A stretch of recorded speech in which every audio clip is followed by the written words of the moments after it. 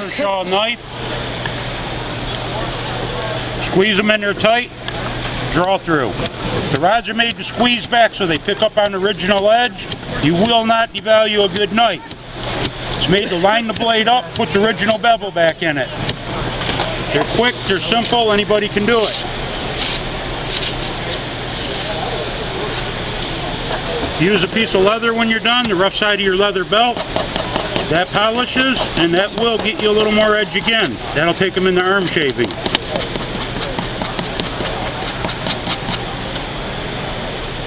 You feel the difference? Oh, God, yeah.